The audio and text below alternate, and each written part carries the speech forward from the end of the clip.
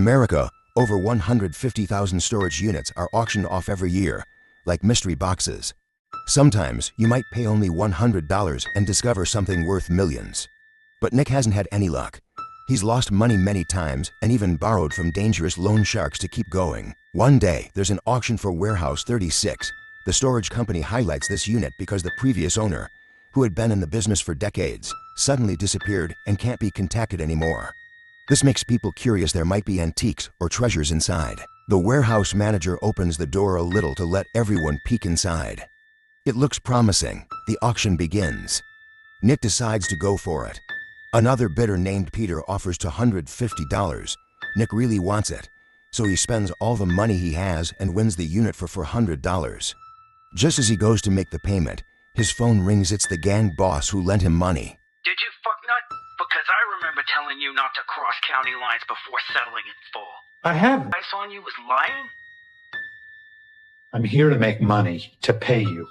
I want my money now. Nick is in trouble. The gang boss just threatened him over the phone. He secretly pays the warehouse manager, who's actually part of the same gang, their deal. The manager tips Nick off about valuable units, and they split the profits. But their last pick, Warehouse 87, was a flop. Everything inside was fake. Now, Nick pins all his hopes on Warehouse 36, his last chance to pay the gang and finally make a profit. Got my keys? Before Nick leaves, the warehouse manager tells him something strange about Warehouse 36. The previous renter was an 80-year-old man who lived nearby. He only ate takeout, but every day, he had hundreds of rabbits delivered to the warehouse. One day, while cutting meat, a rabbit's head fell to the floor. When he bent down to pick it up, he suddenly died of a heart attack. The manager shows Nick the security footage. Every time the old man entered the warehouse, he would hop 3 times like a rabbit before going in. This happened every day without missing a single day since 1945. When he came out, his bags were empty. Then he'd hop 3 times again and leave, looking satisfied. What do you think it is? I'll dig around. Nick doesn't care what's inside Warehouse 36. To him, nothing is scarier than the gang with their AK-47s. As he leaves the office, he runs into an old lady who came looking for the administrator not to buy treasure, but to renew her rental and get back what's inside her old unit. Turns out, she's the original owner of Warehouse 87, the one Nick recently bought. Sadly, she was too late. The administrator already auctioned it off legally. Still, he tells her she can try to ask Nick to give back whatever's left. The old lady runs after Nick, desperate. The warehouse held important letters and family photos. She begs to get them back, saying they're worthless to anyone else. But Nick is in a bad mood. Frustrated and annoyed, he refuses her harshly without any sympathy. $1,000, you can have what's left in there. I make this money in a month cleaning.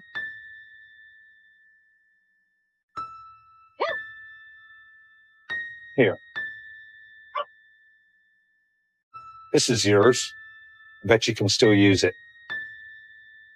Nick ignores the old lady's angry words and heads to Warehouse 36, eager to see if it holds anything valuable. Nick is disappointed. Warehouse 36 is small and almost empty. He complains, but the administrator says all units were built in 19 and vary in size. Accept the loss. As he leaves, the administrator casually says he returned the old lady's bell. This lady? She's too good. The game has rules. You win some, you lose some. Look at me. I did what I had to for this country. How the fuck do you bring that into every conversation? I bought that unit fair and square. So fuck you, fuck her, and fuck this guilt trip. Nick is revealed to be a Vietnam veteran, deaf in his left ear and deeply racist, especially toward Mexicans. He didn't help the old lady simply because of prejudice. Back in Warehouse 36, Nick starts checking what's inside. To his surprise, he actually finds valuable items. The first is a candlestick. The material looks like it is made of gold. Then he found another photo album. There are many pictures of Nazi soldiers in it. Nick thought the antique store might be a good seller for Nazi photo albums. Excited, he found more strange and mysterious items at the back. A large circle woven from wool, painted with strange patterns. Nick found 2 antique chairs and a round table filled with strange symbols. Hopeful, he put them all in his car, thinking that he could sell one item to pay off his debt. However, when he finished loading the items,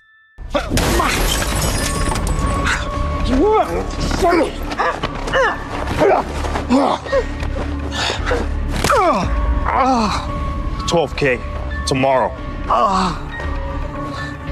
You made your fucking point. Now I made my point. Nick didn't just get beaten up, his car was also damaged, and repairs would cost extra. To make things worse, the old lady was still waiting outside the office. Frustrated, Nick told her to leave and went inside to treat his wounds. Seeing how miserable he looked, the administrator, though annoyed, recommended a local antique shop where the owner usually pays more. Nick patched his broken car window with duct tape and got ready to go. He quickly went to the antique shop. The owner examined the item carefully and said, "This candlestick is made of gold, but the material is rough and the craftsmanship is poor. So it can't be sold for a high price." Still, he really liked it. It's a seance table. Like Ouija board seance? A bit more serious than that. The owner gently touched the hand-carved pattern. Suddenly, he accidentally triggered a mechanism that opened a hidden compartment in the round table. Inside were 3 ancient books that seemed very valuable. This wasn't the owner's specialty, but he had a friend who might know more. However, the owner was more curious about the woven circle and smiled mysteriously, then told him to go closer and smell it. Can you guess the material? Wool. Human hair. Smell? Yeah, no thanks. I'll go call my guy about the books. Soon after, a psychic entered the antique store. He was an expert and, with just one look, said the item was from the 19th century Olympic Games used for summoning demons and spirits. When Nick took out the 3 books, he was shocked. They were very rare and worth at least $10,000, but even more valuable was a hidden 4th book. How much for all 4? If placed at the right auction with multiple buys, in excess of $300,000. Lawyer explains that the 4th book isn't just rare, it's special. The first 3 books are about summoning demons, but the 4th reveals how the deals work. Normally, when a deal between a human and a demon ends, the book burns along with it. But there's one exception. If the demon was betrayed and left on Earth without receiving what it was promised, the book survives. If we find the missing 4th volume,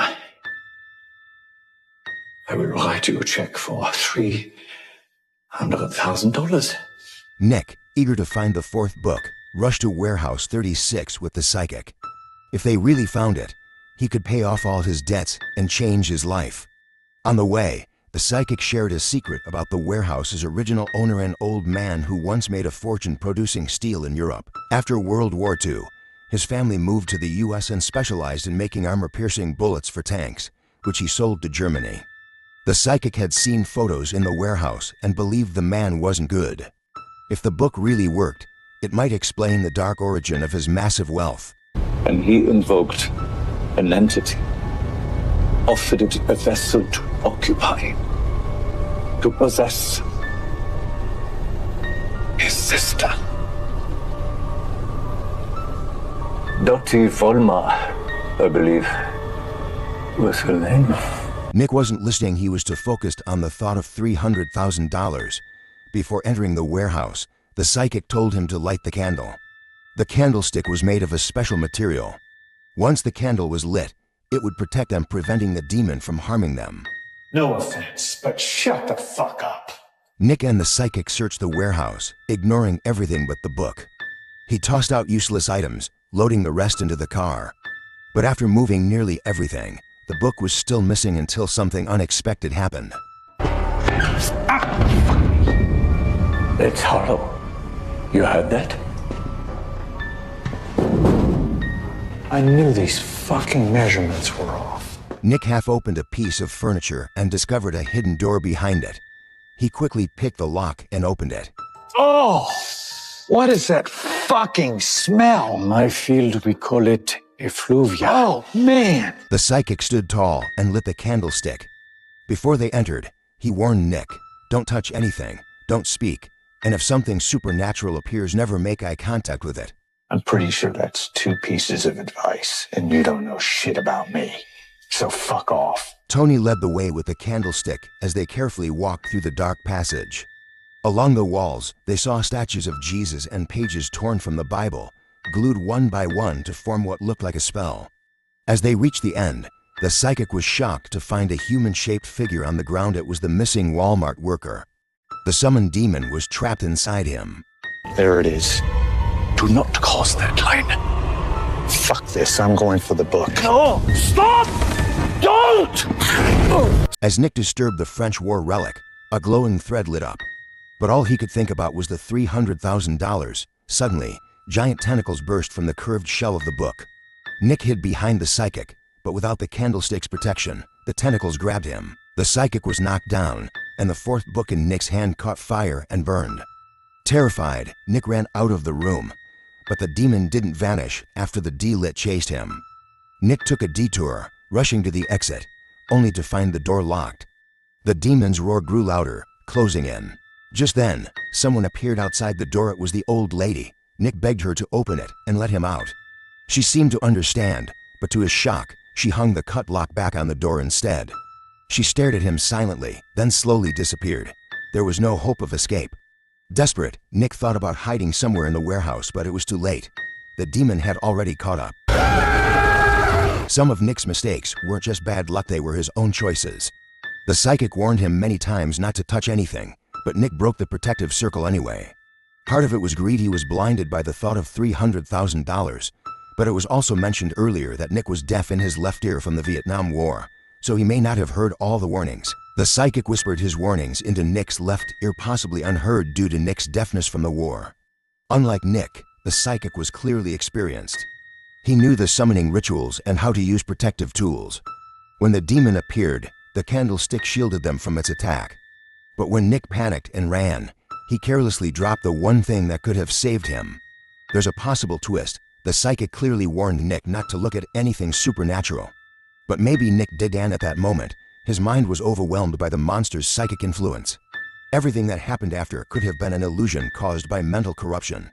If we take it further, the tentacle demon might not have even been summoned by the old man. It could have been something far older, already trapped there, waiting. First, all the info about the demon was shared verbally, so it can't be fully trusted. The old man's room showed a photo of his sister placed in a spot of honor. He seemed to truly care for her. He even did a small jump before entering the warehouse, possibly to avoid disturbing the protective circle, something he likely practiced due to his age. For decades, he delivered meals to his sister, showing devotion. He didn't seem wealthy like an arms dealer, and like the psychic, who could write a $300,000 check with ease. In fact, the antique shop owner's strange expressions and the psychic's deep knowledge made them seem more like the real ones behind the summoning.